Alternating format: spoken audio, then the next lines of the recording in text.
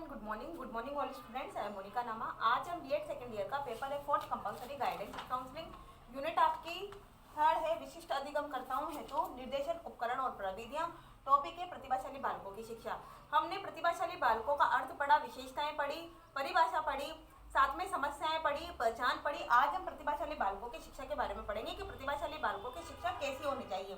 साथ में इनकी समस्या और विशेषताओं को देखते हुए इनकी विशेष शिक्षा की भी आवश्यकता महसूस की गई है, आवश्यकता को अनुभव किया गया है। तो प्रतिभाशाली बालकों की शिक्षा कैसी है इसके बारे में देखते हैं कि कैसा पाठ्यक्रम उनका प्रतिभाशाली बालकों का होना चाहिए। साथ में समान अवसरों की समानता का अवसर उन्हें प्रदान करते हुए सामान्य और प्रतिभाशाली बालकों को किस प्रकार के अवसर देना चाहिए, साथ में किस प्रकार के मार्गदर्शन तथा निर्देशन प्रदान करते हुए उनकी शिक्षा में बढ़ोतरी करनी चाहिए। तो देखिएगा, फर्स्ट है अवसरों की समानता। फर्स्ट है अवसरों की समानता। फर्स्ट है अवसरों की समानता। अवसरों की समानता से तात्पर्य यह है कि सभी सामान्य और प्रतिभाशाली बालकों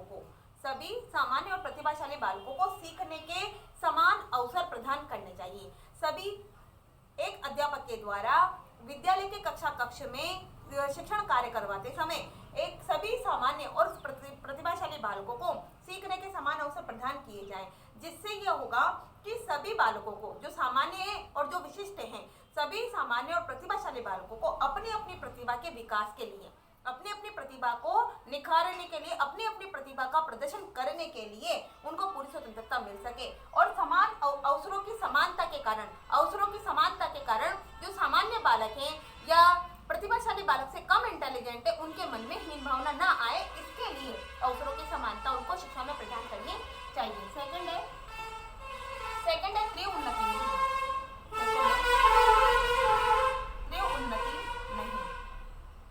सेकंड है त्रि उन्नति नहीं। त्रि उन्नति से तात्पर्य कि शीघ्र गति से आगे नहीं बढ़ाना, शीघ्र गति से आगे नहीं पहुंचाना।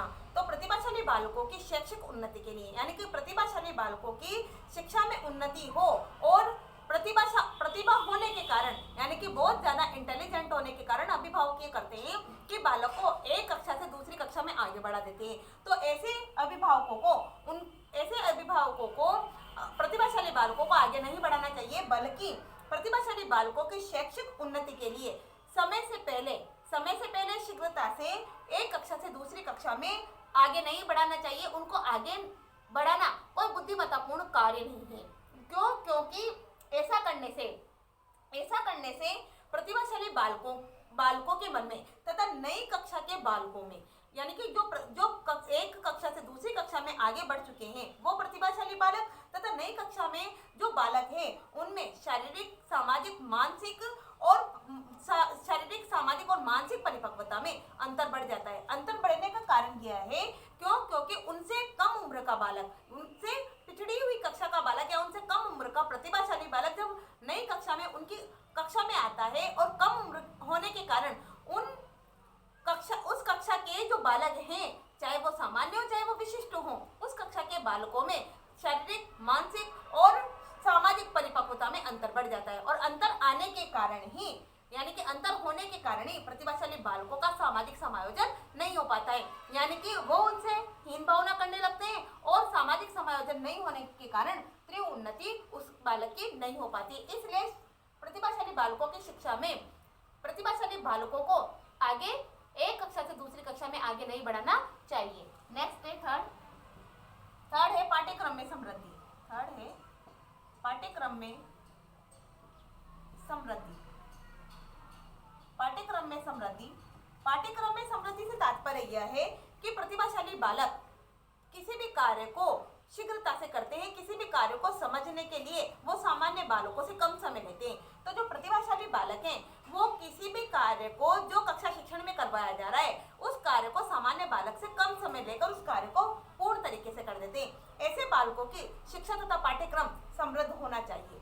इसलिए ऐसे बालकों की जो प्रतिभाशाली बालक शीघ्रता से अपने कार्य को परिपूर्ण कर देते हैं और कम समय लेते हैं सामान्य बालकों से, तो ऐसे बालकों के लिए ऐसे बालकों की शिक्षा का पाठ्यक्रम समृद्ध होना चाहिए। साथ में ऐसे बालकों के लिए पाठ्यक्रम का निर्माण इस प्रकार से किया जाना चाहिए जिससे उनकी मौखिक योग्यता का सामान्य मानसिक योग्यता का, साथ में चिंतन का, तर्क वितर्क करने की शक्ति का, रचनात्मक शक्तियों का, और रचनात्मक शक्तियों का अधिक से अधिक विकास हो, ऐसे पाठ्यक्रम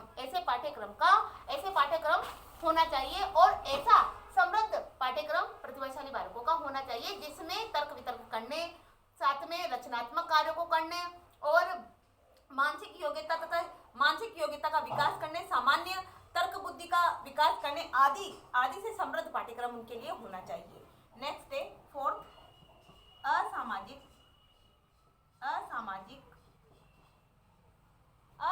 आदतों को रोकना। असामाजिक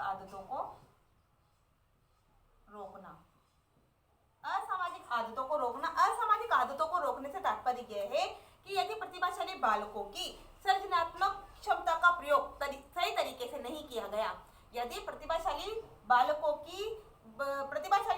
की सृजनात्मक क्षमता, तर्क वितर्क करने की क्षमता, साथ में उनकी कल्पना शक्ति और उनकी कुशलता का समय समय पर सही तरीके से निर्देशन तथा मार्गदर्शन प्रदान नहीं किया गया, तो वह बालक सामाजिक दृष्टि से अवांछित दिशा की ओर बढ़ जाते हैं।